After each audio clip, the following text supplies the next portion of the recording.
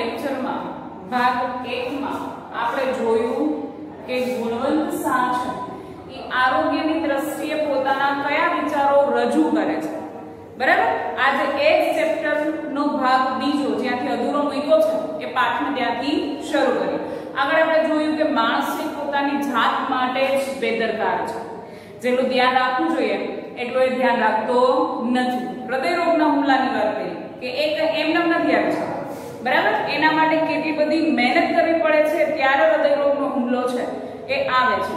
તો આ બધી જ વાત આપણે આગળ જે આપણો ભાગ છે એમાં જોઈ ગયા છે। હવે ત્યાર પછીથી શરૂ કરીએ છીએ ચેપ્ટર આપણો આગળ વધારીએ છીએ। ડોક્ટરને તાવની ફરિયાદ કરનારા દર્દીઓને કાને આજકાલ બે શબ્દો અચૂક પડે છે, વાયરલ ઇન્ફેક્શન। ડોક્ટર પાસે આપણે જઈએ અને તાવ છે એ બાબતની જ્યારે વાત ડોક્ટરને કરીએ છીએ, ડોક્ટર તપાસ કરે છે ત્યારે ખાલી બે શબ્દો કહે છે કે તમને વાયરલ ઇન્ફેક્શન છે। વાયરલ ઇન્ફેક્શન એટલે શું? તો કે વાતાવરણજન્ય અતિ સૂક્ષ્મ જીવાણુ દ્વારા ફેલાતો રોગ એ વાયરલ ઇન્ફેક્શન છે। શરદી થઈ જાવી, તાવ થઈ જાવ, બરાબર, આ બધું વાયરલ ઇન્ફેક્શનમાં આવે છે। વાયરલ ઇન્ફેક્શન એટલે મોકલનારના સરનામા વગરનું વીપી પાર્સલ। વીપી એટલે કે વીઆઈપી પાર્સલ, કિંમતી પાર્સલ કે જે કોના દ્વારા આપણામાં ફેલાવું છે એ આપણને ખબર પડતી નથી। વાયરલ ઇન્ફેક્શન એટલે શું? તો કે મોકલનારના સરનામા વગરનું વીપી પાર્સલ। ડોક્ટરોને કંઈ જ ન સમજાય ત્યારે આ બે શબ્દો એની મદદે આવે છે। કયો રોગ છે એ ડોક્ટરને જાણ નથી થતી ત્યારે ડોક્ટર એક જ વાત કહી દે છે આપણને કે તમને વાયરલ ઇન્ફેક્શન છે। ડોક્ટરોનો એમાં કોઈ વાક જ નથી। જે દેશમાં જાહેર આરોગ્ય આટલું પાંગળું હોય ત્યાં ઢગલાબંધ વસ્તીમાં જથ્થાબંધ મહામારી હોવાની છે, જે અત્યારે ફેલાય છે। અને પહેલાના સમયમાં પણ ઘણી બધી આવી મહામારીનો સામનો ભારત કરી ચૂક્યું છે। કોલેરા હોય, પોલિયો હોય, બરાબર, પછી સ્વાઇન ફ્લૂ ને એ બધા, પ્લેગ, સુરતમાં જે પ્લેગ ફેલાનો હતો ઉંદરથી, એ પણ એક જાતની મહામારી છે કે જેમાં માણસોને બચાવવા એ ખૂબ મુશ્કેલ બની જાય છે। શું કામે? તો કે જાહેર આરોગ્ય છે એ આપણું પાંગળું છે, લાચાર છે, બરાબર। અને જ્યાં ઢગલાબંધ વસ્તીઓ છે ત્યાં જથ્થાબંધ મહામારી ફેલાવાની છે। માણસો, એક તો ભારત છે વસ્તીની દ્રષ્ટિએ બહુ મોટો દેશ છે, જો ત્યાંના લોકો જ પોતાના આરોગ્ય પ્રત્યે બેદરકાર રહેશે તો એનું જાહેર આરોગ્ય છે એ ક્યારે સુધરી શકવાનું નથી, એવું કે છે। જ્યાં ઇન્સાન અને ઉકરડો અડખે પડખે મળી સમજીને રહેતા હોય ત્યાં હોસ્પિટલો પણ ગંદી હોવાની છે। ઘણા ખરા ઘરની બાજુમાં ઉકેડો પેડો હોય છે પણ એ રહેવાવાળા લોકોને કોઈ ફેર નથી પડતો, તો એ લોકોને હોસ્પિટલમાં જાય છે ત્યારે હોસ્પિટલમાં ગંદકી હોય એનાથી પણ એને ફેર નથી પડતો। સ્વચ્છ હોસ્પિટલો વધારે પડતી મોંઘી હોય છે। સ્વચ્છ હોસ્પિટલમાં લીલા પાટિયા પર સુંદર લખાણ હોય છે જે થોડે થોડે દિવસે બદલતું રહે છે। આપણે આપણી રીતે કહીએ તો પ્રાઇવેટ હોસ્પિટલ કે જ્યાં સ્વચ્છ હોય છે અને જે નોટિસ બોર્ડ હોય છે એમાંનું લખાણ છે એ દર વખતે બદલતું રહેતું હોય છે। ભારતની પ્રજામાં ગંદકી પ્રત્યેની જે સૂઝ હોવી જોઈએ તે ઝાઝી જોવા મળતી નથી। આ જગ્યાએ ગંદકી છે તો એને ફટ સાફ કરી લે એવું ભારતના લોકોમાં નથી જોવા મળતું એમ કે છે, પણ હવે ભારત ઘણું બધું સુધરી ગયું છે, ઘણું આગળ આવ્યું છે। સ્વચ્છતા ઉપરના જે કંઈ થોડા વર્ષોથી દેશમાં નિયમો ચાલે છે એના આધારે ભારતમાં ઘણા બધા ફેરફારો છે એ આવી રહ્યા છે। ગંદકી આપણને બહુ ખલેલ નથી પહોંચાડતી, ખલેલ એટલે કે નુકસાન। ગંદકીનો આવો સ્વીકાર દુનિયામાં ક્યાંય જોવા નહીં મળે। ગંદકીથી ભારે ખલેલ એટલે કે નુકસાન પામનારા ભારતના સૌપ્રથમ સાધુ સ્વામી વિવેકાનંદ હતા। સ્વામી વિવેકાનંદ સૌ પહેલા ભારતમાં જે કઈ ગંદકી હતી એના પ્રત્યે નફરત હતી। ગરીબી અને ગંદકી વચ્ચેના બહેનપણાના કારણે આપણી હોસ્પિટલોમાં ઢગલાબંધ દર્દીઓ ગણગણતા રહે છે। શું કામે ગંદકી એટલી બધી વધે છે? તો કે ગરીબી એટલી બધી છે એટલા માટે। જો ગરીબીનું પ્રમાણ ઓછું તો ગંદકીનું પ્રમાણ પણ ઓછું જ રહેવાનું છે। વેદ, ઉપનિષદ, ગીતાના વારસા અને વૈભવ અંગે ગૌરવ લેનારી આપણી પ્રજાનો બહુ મોટો વર્ગ અભણ છે. વેદ છે, ઉપનિષદ છે, ગીતા એ આપણો વારસો છે. જો આપણે એનો ગર્વ લેતા હોય તો એ જ ભારત દેશમાં ઘણા બધા અભણ લોકો પણ જોવા મળે છે. આપણે ત્યાં રોગ નિયમ છે, મતલબ કે હોય જ એના જેવું છે. અને આરોગ્ય અપવાદ છે. ખરેખર આરોગ્ય નિયમ હોવો જોઈએ અને રોગ છે અપવાદ હોવો જોઈએ. સભ્ય સમાજમાં એથી ઉલટી પરિસ્થિતિ હોય છે. ગાંધીજી માંદગીને લગભગ અપરાધ ગણતા કે તમારા શરીરમાં કોઈ રોગ છે, ઘર કરી ગયું છે તો એ અપરાધ બરાબર છે. કોણ સમજતું એવું? તો કે ગાંધીજી સમજતા. અને પોતાની માંદગીને તો આધ્યાત્મિક ભૂલ તરીકે જોતા. પોતાના આત્માની કંઈક ખામી છે એ દ્રષ્ટિએ જો ગાંધીજી માંદા પડતા હતા તો એ પોતાની આધ્યાત્મિક ભૂલ ગણતા હતા. તમાકુના ગુટખા ખાનારને સફરજન મૂકવું પડે. હમણાં જોયું લોકડાઉન સમય દરમિયાન જ્યારે પાન મસાલાની દુકાનો બંધ હતી તો માણસો કઈ રીતના હાઈપર થઈ જાય, જેને બંધાણ છે, બરાબર?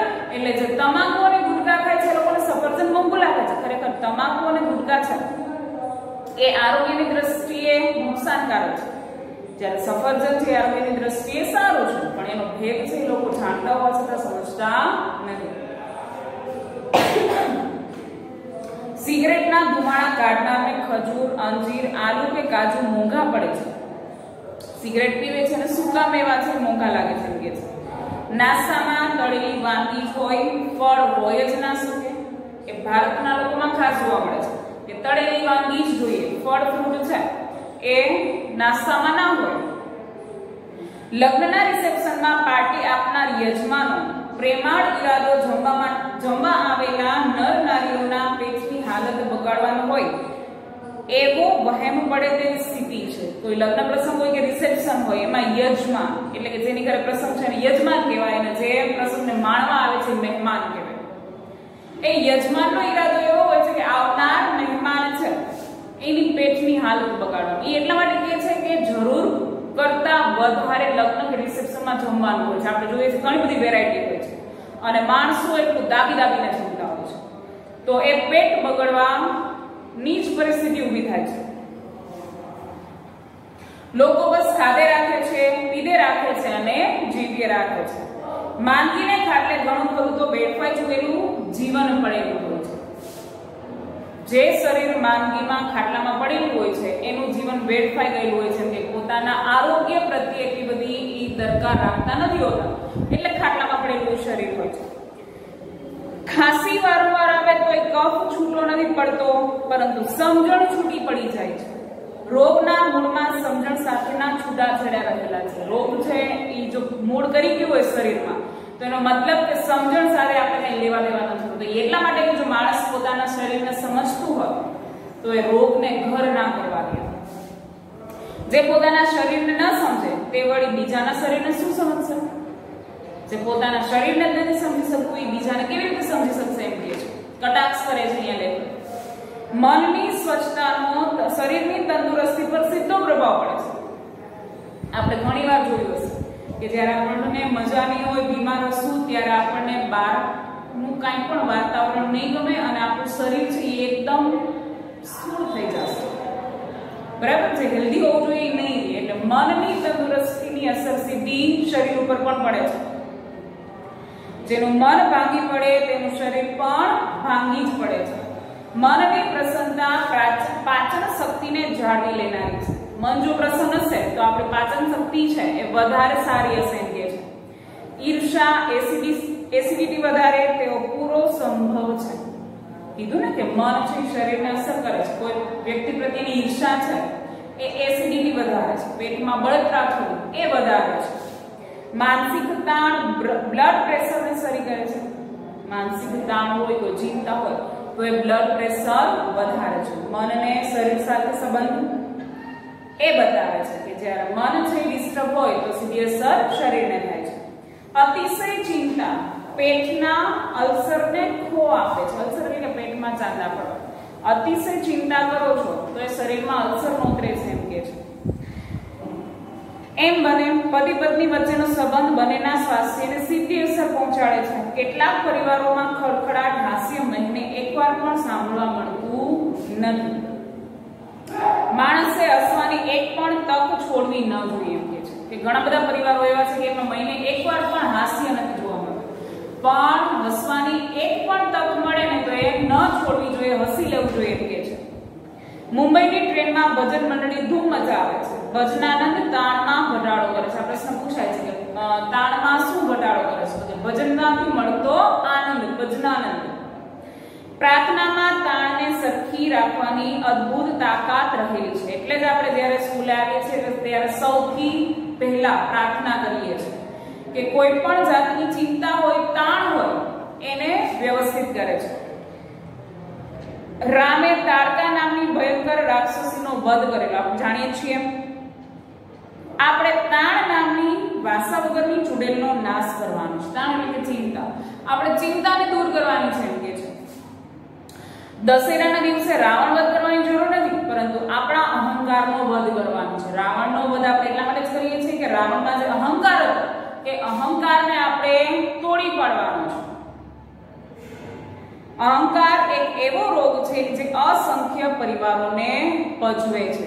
પરિવારો છે એ વેરવિખેર થઈ જતા હોય એ અહંકારના હિસાબે અને પ્રજાળે છે. પ્રજાળે છે એટલે કે બાળે છે. ઘણા ખરા પરિવાર છે એ અહંકારના હિસાબે તૂટી જાય છે એવું કે છે.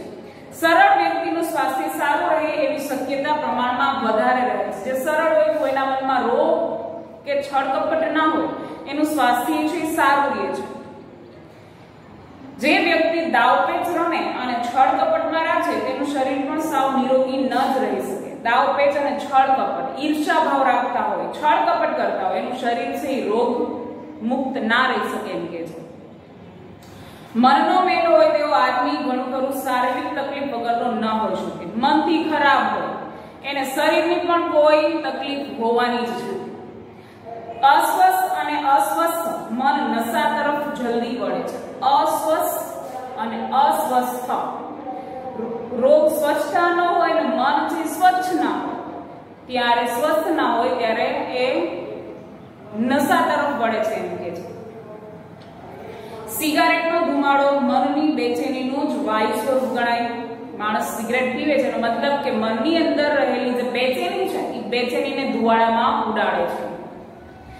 ક્યારેક ધૂમ્રપાન કરનારો અને શરાબ સેવન કરનારો માણસ લાંબુ જીવી જાય ત્યારે લોકો એક કુતર્ક ચલાવે છે. કુતર્ક એટલે ખોટો વિચાર લાવે છે. ખરેખર આપણે જોઈએ તો આપણા સમાજમાં એવી માન્યતા પ્રવર્તે છે કે ધુમાડો કરતું હોય કે શરાબનું સેવન કરતું હોય એનું આયુષ્ય લાંબુ ના હોય, પણ કદાચ ને લાંબુ જીવી જાય તો એવો ખોટો વિચાર સમાજમાં વહેતો થાય છે કે જેને જીવવું હોય તેમ જીવો, કઈ પીવા કે સિગરેટ પીવાથી કે દારૂનું સેવન કરવાથી કઈ નથી થતું, જેને જેમ જીવવું એમ જીવવું.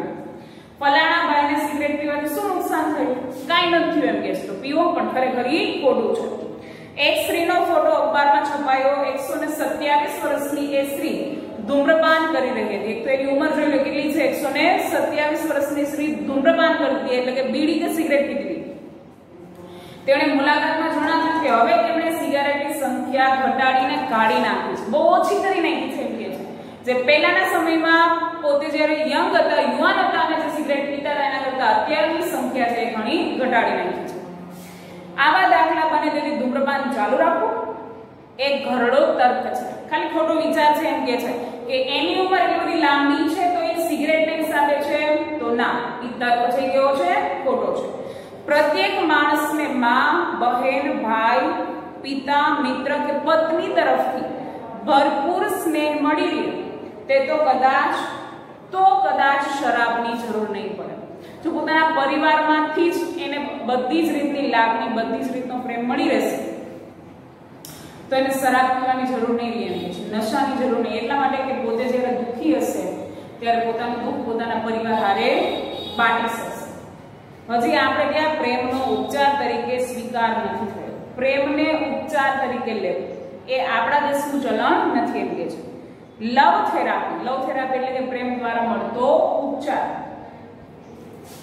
માટે હોસ્પિટલ કે સાયક્રેટિસ્ટ એટલે કે મનોચિકિત્સક પાસે જવું ન પડે. જો લવ થેરાપી અપનાવીએ તો મનોચિકિત્સક જે મનના રોગને દૂર કરે છે, માનસિક તાણને દૂર કરે છે, એની પાસે જવાની જરૂર નથી. ભર્યો પ્રેમાળ પરિવાર તન અને મનના આરોગ્ય માટેની પૂર્વ શરત છે. જો તનથી અને મનથી શુદ્ધ રહેવું હોય તો એના માટે પરિવાર છે જરૂરી છે. અને એ પાછું કેવો ભર્યો પરિવાર, બધાની લાગણી મળતી હોવી જોઈએ એમ કે છે. જીવન વીમો જરૂરી છે. વીમો ઉતરાવીએ છીએ ને આપણે જીવન માટે, એ જરૂરી છે, પરંતુ જીવન શ્રદ્ધા એથી વધારે જરૂરી છે. વીમો આપણે એટલા માટે ઉતારીએ છીએ કે કદાચ મૃત્યુ થઈ જશે તો આપણને વળતર મળશે, પણ જીવનની શ્રદ્ધા કે નહીં મને કંઈ જ નહીં, હું જીવવાનો જ છું, એ એનાથી પણ વધારે જરૂરી છે. એમાં સમર્પણ એટલે જ રોકાણ અને સ્નેહ એ જ ડિવિડન્ડ એટલે કે વ્યાજ. સમર્પણ એટલે કે બીજા પ્રત્યે આપણી જાતને સમર્પણ કરી દેવું. જાત શું? કોઈ પણ વસ્તુને સમર્પિત કરી દેવી. પૈસા હોય, ઘર હોય, કોઈ પણ વસ્તુ હોય એને સમર્પિત કરી દેવી. એની બદલામાં શું મળે છે? એનું વ્યાજ આપણને મળે છે કે સામેથી આપણને એટલો સંબંધ સારો મળે છે. માંદા પડવાનું આપણે માનીએ તેટલું સહેલું નથી. જેટલું માનીએ છીએ એટલું સહેલું નથી માંદા પડવું. એના માટે ઘણી બધી આરોગ્યની દ્રષ્ટિએ શરીરને તકલીફ ભોગવવી પડે છે. એના કરતા મન છે એ શુદ્ધ રાખીએ અને પછી જીવન જીવીએ તો એ આપણા આરોગ્ય માટે પણ જરૂરી છે. અહીંયા લેખકે આપણું જે સમાજ છે સમાજ તરફ આંગળી ચીંધી છે, બરાબર. સમાજનું આરોગ્ય કઈ રીતનું છે એના તરફની આંગળી ચીંધી છે. તો અહીંયા આપણું ચેપ્ટર છે પૂરું કરીએ છીએ. સાથે હોમવર્ક આપેલું છે, પણ તમારે તમારી